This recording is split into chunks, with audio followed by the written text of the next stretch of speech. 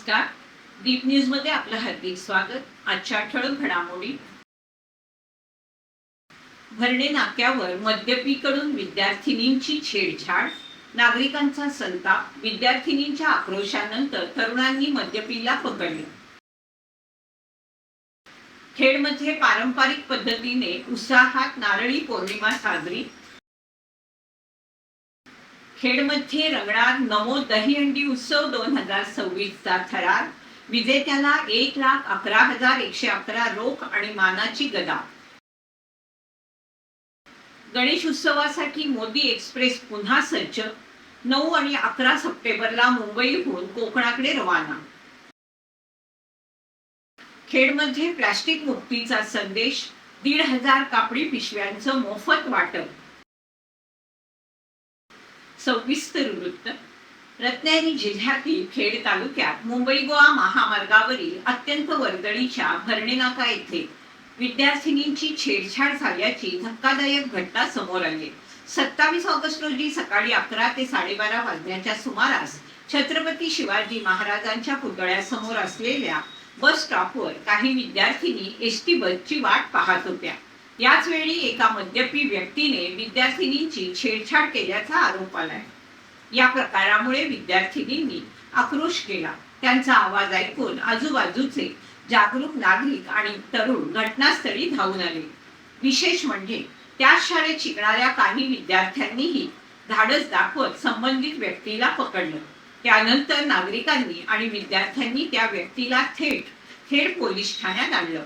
या प्रकरणी संबंधित व्यक्ती विरोधात कारवाईची प्रक्रिया खेड पोलीस ठाण्यात सुरू होती. वर्दळीच्या आणि सार्वजनिक ठिकाणी विद्यार्थिनींची छेडछाड झाल्याने या घटनेमुळे परिसरात संतापाचं वातावरण निर्माण झालं असून अशा प्रकारांना आळा घालण्यासाठी पोलिसांनी सार्वजनिक ठिकाणी अधिक कडक बंदोबस्त आणि गस्त वाढवण्याची मागणी करण्यात येते. खेडमध्ये नारळी पौर्णिमा पारंपरिक उत्साहात आणि भक्तिभावाने देवणे येथे साजरी करण्यात आली. पावसाळ्यात खवळलेल्या समुद्राला नारळी पौर्णिमेच्या दिवशी नारळ देऊन शांत करण्याची प्रथा खेडवासियांकडून पूजा करून नारळ देऊन पार पाडण्यात आली.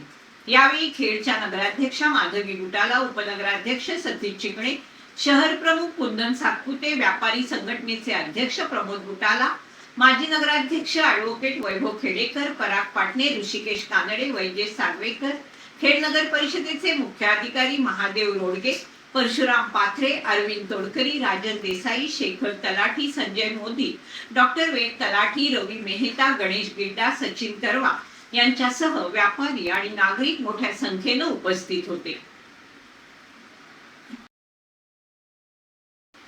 रत्नागिरी जिल्ह्यातील पाचपंढरी गावात नारळी पौर्णिमा पारंपरिक उत्साहात आणि भक्तिभावानं साजरी करण्यात आली.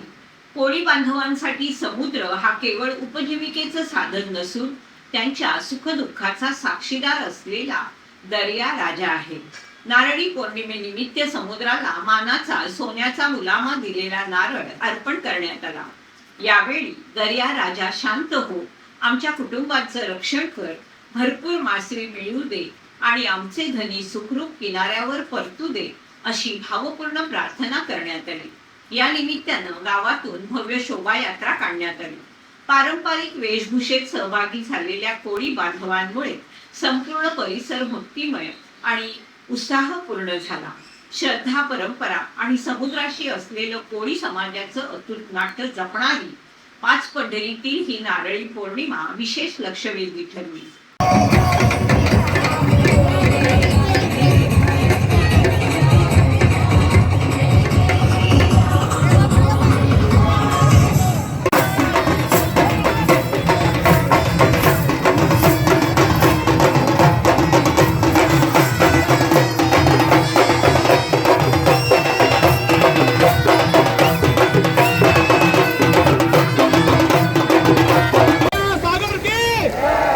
सुखा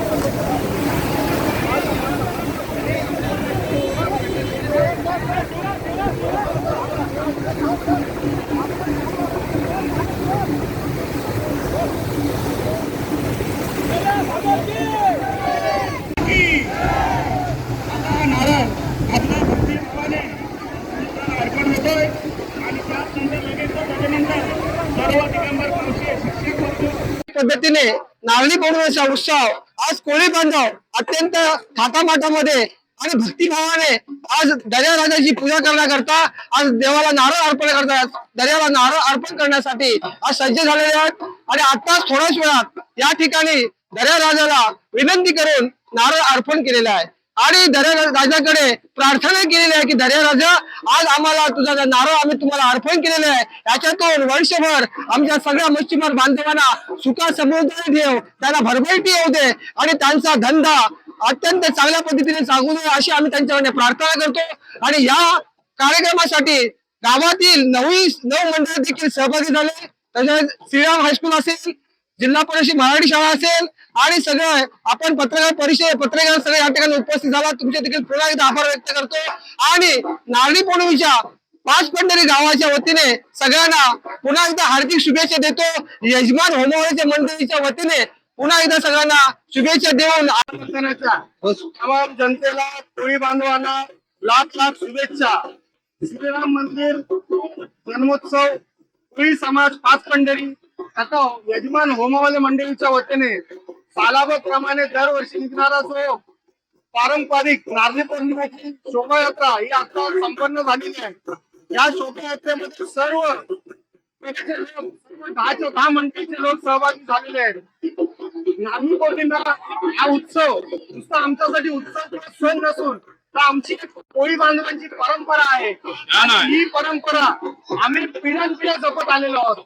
आमची परंपरा अशी आहे की गेले 2 महिने समुद्रामध्ये वादळसदृश परिस्थितीचा वादळच असतो. या 2 महिन्यांमध्ये कोणी समुद्रामध्ये मासेमारी करायला बांधव जात नाही आणि आज नारळी पौर्णिमा ज्या दिवशी असते त्याच्या 4 दिवस अगोदरमध्ये एकादशीच्या दिवशी आम्ही समुद्राचं पाणी नेऊन त्याची यथासांग पूजा करून आजच्या दिवशी मंत्र पाणी आणि तसेच स्वर्ण नारळ आम्ही समुद्राला यथासांग आम्ही पूजा करून त्याचे आम्ही विसर्जन करतो आणि समुद्राला आम्ही प्रार्थना करतो की समुद्राच्या तुझ्यावरती जे बांधव कोळी बांधव मासेमारी करण्यासाठी जातील त्यांचं तू रक्षण कर. त्यांना भरभरून मासे मिळते आणि मासेंचे रूपांतर हे पैशाच्या स्वरूपात होते. जेणेकरून हा कोळी समाज हा कोळी समाजामध्ये सुख समृद्धी आणि विविधता वैभवता येऊ दे अशी आम्ही समुद्राला प्रार्थना करतो. आणि जणू काय आजच्या दिवशी हा समुद्र माझ्या त्याच्यावरती आरोग्यासाठी समुद्रामध्ये मासेमारी करण्यासाठी कोळी बांधवांना जणू तो हाची परवानगी देत आहे. आणि आमचा समुद्र हाच आमचा मायबाप आहे. समुद्राशिवाय आमचा कोणी नाही. माझं नाव कविता हरिश्चंद्र सोगले. हा आमच्या होमावाला यजमान मंडळाचा नारळ आहे आणि हा सण आमचा श्रावण महिन्यातला नारळी पौर्णिमेचा सण दर्या शांत करण्यासाठी आम्ही करतो. कारण का दर्या जून महिन्यापासून खूप खवळलेला असतो. तो शांत कसा करायचा तर ह्या सणाला आम्ही दर्यामध्ये नारळ अर्पण करतो दर्याला आणि दर्या शांत करण्याचा प्रयत्न करतो. नंतर दर्याची पूजा करतो त्यासाठी शांत करण्यासाठी. मग आमच्या होड्या जातात बाहेर मासेमारी करणारे आमचा नवरा वगैरे भाऊ सर्वच जण आमचे जातात आणि खूप मासेमारी करतात आणि मग दर्या त्यावेळी शांत असतो. आणि आता जाऊ शकत नाही, नारळाच्या अगोदर आपण जाऊ शकत नाही. त्यावेळी दर्या खूप खवळलेला असतो. ज्या वेळेस नारळ अर्पण करू त्यावेळी शांत होतो आणि आमचं पोट पण त्याच्यावरच आहे. भारतीय जनता पार्टी आणि राजवैभव प्रतिष्ठान खेड यांच्या संयुक्त विद्यमाने दरवर्षीप्रमाणे यंदाही भव्य नमो दहीहंडी उत्सव 2026 चं आयोजन दिनांक 5 सप्टेंबर 2026 रोजी दुपारी 3 वाजल्यापासून छत्रपती शिवाजी महाराज चौक खेड येथे भाजप नेते तथा माजी नगराध्यक्ष ॲडव्होकेट वैभव खेडेकर यांच्यातर्फे करण्यात आला आहे. गोविंदा प्रेमींसाठी परवडी ठरणाऱ्या या उत्सवाची जय्यत तयारी सुरू झाली. या उत्सवाचं मुख्य आकर्षण म्हणजे विजेत्या गोविंदा पथकासाठी जाहीर करण्यात आलेलं घवघवीत बक्षीस. यामध्ये प्रथम विजेता पथकास 1,11,111 रुपये रोख मानाची गदा, सन्मान चिन्ह आणि सन्मान पत्र देऊन गौरवण्यात येणार आहे. तसेच 8 थराच्या सलामीस 10,000, 7 थराच्या सलामीस 8,000, 6 थरांच्या सलामीस दुसरं बक्षीस 5,000 रोख पारितोषिक देऊन सन्मानित करण्यात येणार आहे. दहीहंडी सोबतच यंदा प्रेक्षकांसाठी भव्य शरीर सौष्ठव स्पर्धा, नमोश्री आणि मुंबईतील नामवंत नृत्य आविष्कार ही 2 मोठी आकर्षणं असणार आहेत. तरी खेड तालुक्यातील सर्व गोविंदा पथकांनी मोठ्या संख्येनं सहभागी होऊन या उत्सवाची शोभा वाढवावी असं आवाहन भारतीय जनता पार्टी, ॲडव्होकेट वैभव खेडेकर आणि राजवैभव प्रतिष्ठानच्या वतीने करण्यात आलंय. गणेश उत्सवासाठी कोकणात जाणाऱ्या चाकरमान्यांसाठी यंदाही मोदी एक्सप्रेस सज्ज झाले. गेल्या 14 वर्षापासून गणेश उत्सवाच्या काळात मुंबईकर चाकरमान्यांना कोकणात पोहोचवणाऱ्या या विशेष ट्रेनची यंदाची सेवा 9 आणि 11 सप्टेंबर रोजी उपलब्ध असणार आहे. दादर रेल्वे स्थानकाच्या प्लॅटफॉर्म क्रमांक 11 वरून सकाळी 10:30 वाजता ही मोदी एक्सप्रेस कोकणच्या दिशेने रवाना होणार आहे. मुंबईहून निघाल्यानंतर या ट्रेनला रत्नागिरी, वैभववाडी, कणकवली आणि शेवटचा थांबा सावंतवाडी असा मार्ग असणार आहे. दरवर्षीप्रमाणे यंदाही मोदी एक्सप्रेसमध्ये प्रवाशांसाठी खाण्यापिण्याची तसेच आवश्यक सोयी सुविधांची व्यवस्था करण्यात येणार आहे. तिकीट बुकिंगसाठी 2 ते 5 सप्टेंबर दरम्यान संपर्क करण्याचं आवाहन मंत्री नितेश राणे यांनी केलं आहे. नमस्कार. गाववाल्यांनो, गेल्या 14 वर्षापासून गणेश उत्सवाच्या निमित्ताने आमची मोदी एक्सप्रेस तुम्हाला गावाकडे घेऊन जाते. दरवर्षी जेव्हा तुम्हाला सोडण्यासाठी त्या ट्रेनमध्ये येतो तेव्हा तुमच्या चेहऱ्यावरचा समाधान आणि आनंद बघून खरंच मनापासून समाधान वाटतं. तुम्ही तसं भरभरून आशीर्वादही आम्हाला देता. मग ह्या वर्षी परत एकदा आमची मोदी एक्सप्रेस तुम्हाला गावाकडे घेऊन जाण्यासाठी सज्ज झालेली आहे. या महिन्याच्या सप्टेंबरच्या 9 आणि 11 तारखेला दादरच्या प्लॅटफॉर्म नंबर 14 वरून सकाळी 10:30 वाजता तुमच्या हक्काची मोदी एक्सप्रेस तुम्हाला गावाकडे घेऊन जाण्यासाठी सज्ज झालेली आहे. ही मोदी एक्सप्रेस मुंबईकडून निघाल्यानंतर रत्नागिरी, वैभववाडी, कणकवली आणि मग शेवटचा थांबा सावंतवाडीचा असेल. दरवर्षीप्रमाणे याही वर्षी मोदी एक्सप्रेसमध्ये तुमच्यासाठी खाणं, पिण्यासाठी पाणी ह्या सगळ्या सुविधा आम्ही तुमच्यासाठी उपलब्ध करणार आहोत. आता तिकीट बुकिंगसाठी दरवर्षीप्रमाणेच आमच्या कणकवली, देवगड, वैभववाडी चे आमचे जे मंडळ अध्यक्ष आहेत भारतीय जनता पक्षाचे, त्यांना तुम्ही संपर्क करायचा आहे. रत्नागिरीचा थांबा असल्यामुळे तिकडचे आमचे जिल्हाध्यक्ष आहेत प्रशांत यादवजी, त्यांनाही आपल्याला संपर्क करायचा आहे. आणि ह्या तिकीट बुकिंगसाठी 2 सप्टेंबर ते 5 सप्टेंबर ह्या कालावधीमध्ये तुम्हाला आपली तिकीट बुकिंग करायची आहे, जेणेकरून येणाऱ्या 9 आणि 11 तारखेला नाचत गाचत तुम्हाला परत एकदा गावाकडे सोडण्यासाठी आम्ही सगळेजण तयारीला लागलेलो आहे.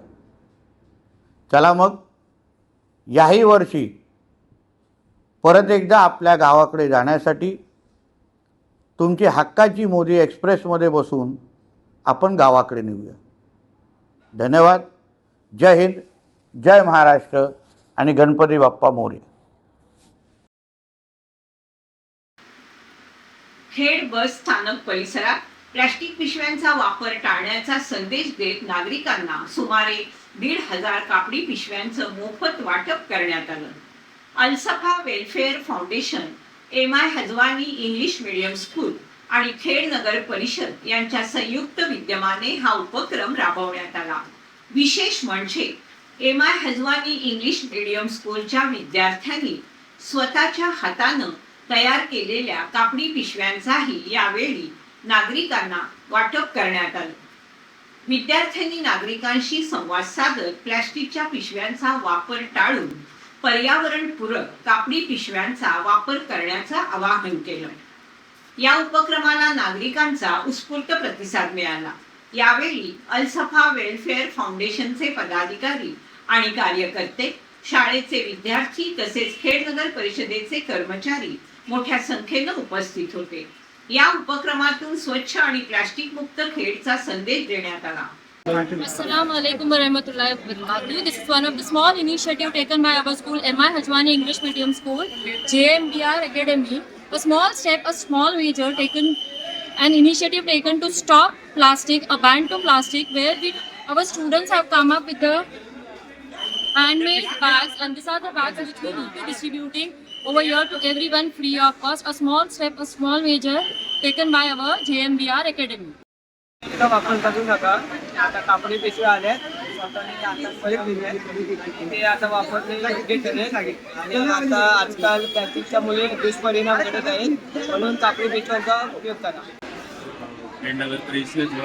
खेड नगर परिषद व अल-सफा वेलफेअर फाउंडेशन यांच्या संयुक्त विद्यमानाने आपण खेड बस स्टॉप इकडे आपण कापडी पिशव्यांचं वाटप केलेलं आहे. आणि त्या अनुषंगाने आपण बऱ्याच जनजागृती करायचा प्रयत्न करत आहे. खेड एस टी स्टँडवरती आपण अल-मदीना स्कूल व अल-सफा फाउंडेशन खेड नगरपालिका यांच्या संयुक्त विद्यमानाने खेड एस टी स्टँडवरती कमीत कमी 1000 ते 1500 पिशवी वाटप करत आहोत. ज्यांना पण इथं प्लास्टिक पिशवी बंद झाली पाहिजे आणि कापडी पिशवी आपण वापर करून प्रदूषण टाळूया. गुरुवार दिनांक 27 ऑगस्ट 2026 रोजी रोटरी इंग्लिश मीडियम स्कूल खेडमध्ये भाऊ बहिणींचं पवित्र नातं जपणारा रक्षाबंधनचा कार्यक्रम उत्साही वातावरणात संपन्न झाला. यावेळी शाळेतील शिक्षकांनी विद्यार्थ्यांना मार्गदर्शन करताना रक्षाबंधन हा श्रावणातील प्रमुख सण आहे. हा भाऊ बहिणींच्या अतूट नात्याचा सण असून या दिवशी बहीण आपल्या भावाचं औक्षण करून त्याच्या हातावर राखी बांधून त्याच्या दीर्घायुष्यासाठी आणि सुख समृद्धीसाठी प्रार्थना करते, तर भाऊ आपल्या बहिणीचं रक्षण करण्याचं वचन देतो. असं रक्षाबंधनचं महत्त्व सांगून सर्वांना शुभेच्छा दिल्या. यावेळी रोटरी स्कूलचे चेअरमन डॉक्टर उपेंद्र तलाठी, सर्व पदाधिकारी, शाळेच्या मुख्याध्यापिका भूमिता पटेल यांनी रक्षाबंधनच्या कार्यक्रमाला शुभेच्छा दिल्या. रिश्तों की इस खूबसूरती को दे रहा है ये समा. Rotary English medium school Khed की ये पहचान. रिश्तों की इस डोर से बढ़े प्रेम और समा. नर्सरीपासून इयत्ता 7वी पर्यंतच्या विद्यार्थ्यांनी रक्षाबंधन उत्साहाने साजरे केले.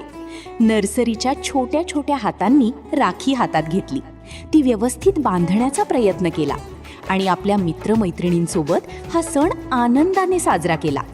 इतर विभागातील विद्यार्थ्यांनीही राखी बांधण्याबरोबरच रक्षाबंधनाचे महत्त्व, भाऊ बहिणीचे नाते आणि राखीमागील भावना समजून घेतल्या. आजच्या कार्यक्रमात आपल्याला प्रेम, आपुलकी, आदर याचे महत्त्व समजलं. शिक्षकांनी आम्हाला सांगितलं की नाती फक्त सणापुरती नसतात, ती आयुष्यभर जपायची असतात. रक्षाबंधनापासून मिळालेले प्रेम आणि आपुलकीचे नातं आम्ही आमच्या जीवनात नक्की जपणार. या उपक्रमात विद्यार्थ्यांनी शाळेत रोज त्यांना सोडण्यासाठी येणाऱ्या बस ड्रायव्हर दादांना आणि शाळेच्या गेटवर विद्यार्थ्यांच्या स्वागतासाठी व सुरक्षेसाठी उपस्थित असणाऱ्या वॉचमन दादांनाही राखी बांधली. रक्षाबंधनाचा हा छोटासा उपक्रम विद्यार्थ्यांसाठी एक वेगळा अनुभव ठरला.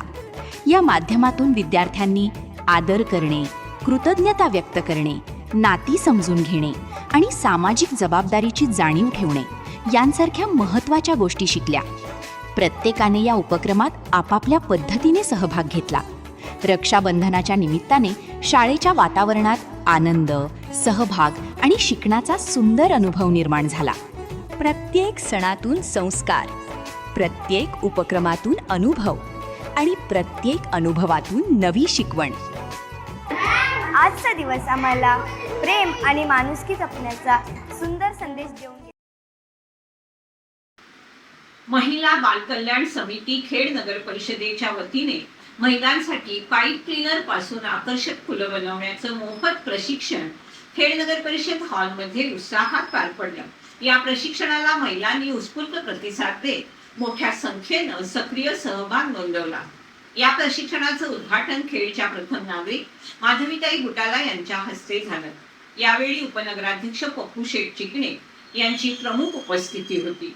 महिलांना घरबसल्या विविध कलाकुसरीच्या वस्तू तयार करून त्यातून रोजगार आणि उत्पन्नाचं साधन निर्माण करता यावं, तसेच महिलांच्या कलागुणांना वाव मिळावा या उद्देशानं या प्रशिक्षणाचं आयोजन करण्यात आलं. प्रशिक्षक म्हणून समीक्षा जाधव यांनी महिलांना पाईप क्लीनर पासून विविध प्रकारची सुंदर फुलं तयार करण्याचं प्रात्यक्षिकासह प्रशिक्षण दिलं. महिला बालकल्याण समितीच्या सभापती रसिका खेडेकर, उपसभापती वर्षा सापटे यांच्या संकल्पनेतून प्रशिक्षण यशस्वी झालं. यावेळी नगरसेविका दीप्ती शिगवण, अंजुम कुर्णे, नीता आमरे, माजी समाज कल्याण सभापती रुपाली खेडेकर यांच्यासह अनेक मान्यवर उपस्थित होते. कार्यक्रम यशस्वी करण्यासाठी नगर परिषदेच्या करमरकर मॅडम तसेच इतर अधिकारी आणि कर्मचाऱ्यांनी विशेष परिश्रम घेतले. महिलांनी या उपक्रमाचं कौतुक करत अशा प्रकारचे रोजगारभिमुख आणि कौशल्य विकासाची प्रशिक्षण शिबिरे सातत्यानं आयोजित करावीत अशी अपेक्षा व्यक्त केली. शिवसेना नेते तथा उद्योग मंत्री उदय सामंत यांनी युवा सेना प्रमुख आदित्य ठाकरे यांच्या लोटे MIDC दौऱ्यावर जोरदार पलटवार केलाय. आदित्य ठाकरे यांच्या दौऱ्याला उत्तर तिथल्या उद्योजकांनीच दिलं असून पालकमंत्री आणि उद्योग मंत्र्यांनी काय काम केलं हे उद्योजकांनी स्पष्ट केल्याचा दावा सामंत यांनी केला. आदित्य ठाकरे यांनी आधी आपल्या वरळी मतदारसंघातील शौचालये, कोळीवाडे, खड्डे, अल्पसंख्याक आणि चाळीचे प्रश्न सोडवून आदर्श मतदारसंघ महाराष्ट्रासमोर ठेवावा आणि त्यानंतर आमच्या मतदारसंघात यावं असा टोला उदय सामंत यांनी लगावला. भरत गोगावले आणि माझ्यावर टीका करणं हाच आदित्य ठाकरेंच्या दौऱ्याचा उद्देश होता.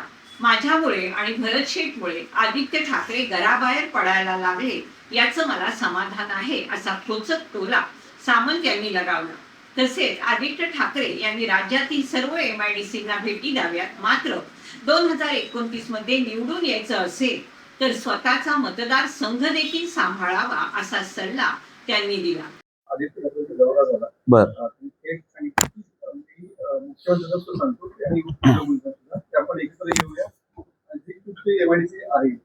नाही, त्याने मला एकत्र येऊया असं नाव घेतलं नव्हतं माझं. त्यांनी मुख्यमंत्र्यांना आवाहन केलं होतं.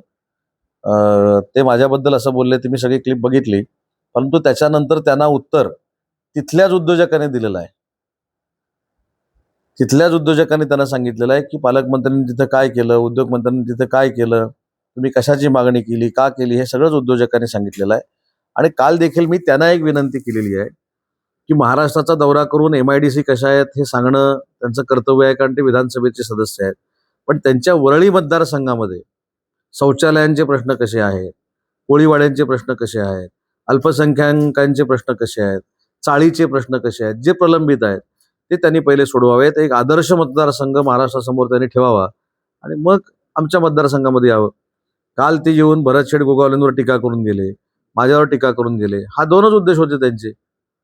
बाकी मी समाधान मानतो की निदान माझ्यामुळं आणि भरत शेठमुळे ते घरातनं बाहेर पडायला लागले, त्याच्या एवढं दुसरं समाधान असू शकत नाही.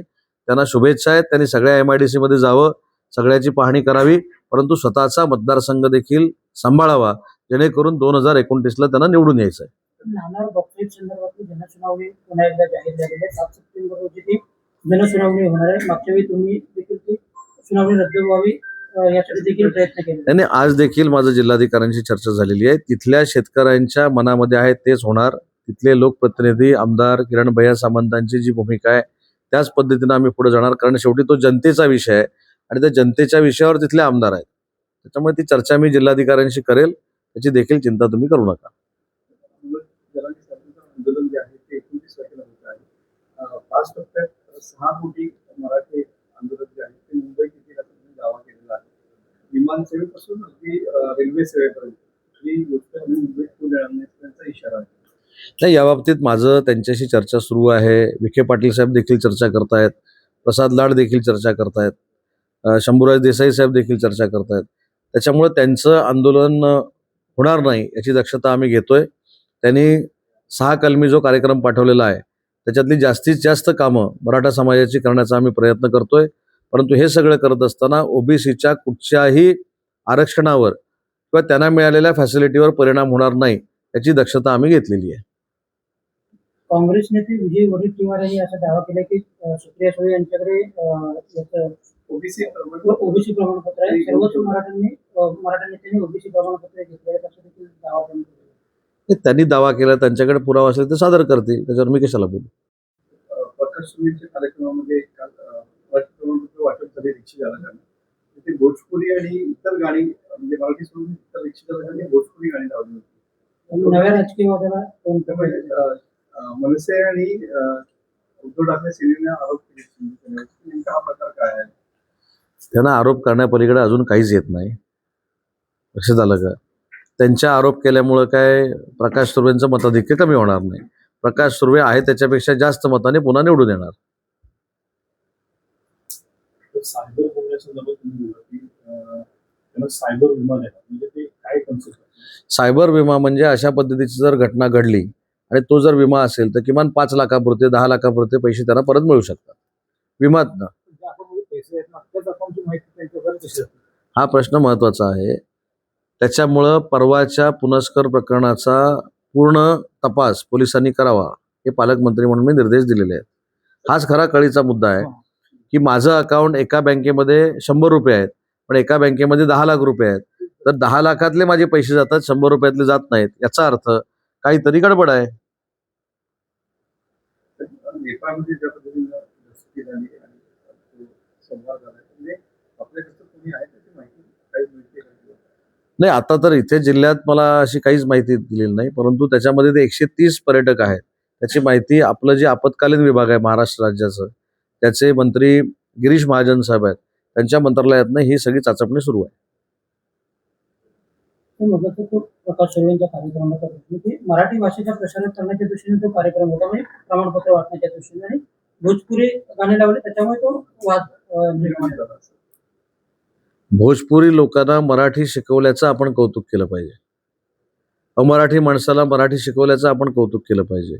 नुसतं दादागिरी करून मराठी शिका म्हणून सांगून काहीच होत नाही. त्याच्यासाठी काही मेहनत घ्यावी लागते. ती मेहनत मराठी भाषा विभाग आणि परिवहन विभागाने घेतली आणि 1,67,000 वाहक आणि चालकांना आम्ही मराठी शिकवण्यामध्ये यशस्वी झालो. माझं म्हणणं ह्याचं खरं कौतुक झालं पाहिजे. प्रत्येक गोष्टीमध्ये राजकारण करण्यापेक्षा जे चांगलं घडलंय त्याचं कौतुक करण्याची दानत देखील युबीटीला असली पाहिजे. कोकणासह संपूर्ण महाराष्ट्रात आता विविध सण उत्सवाचं पर्व सुरू होत आहे. गणेश उत्सव, दहीहंडी, इतर सर्व उत्सवांच्या पार्श्वभूमीवर अलिबाग येथे रायगड जिल्हा शांतता समितीची बैठक पालकमंत्री भरतजी गोगावले यांच्या आणि आदितीताई तटकरे यांच्या प्रमुख उपस्थितीत संपन्न झाली.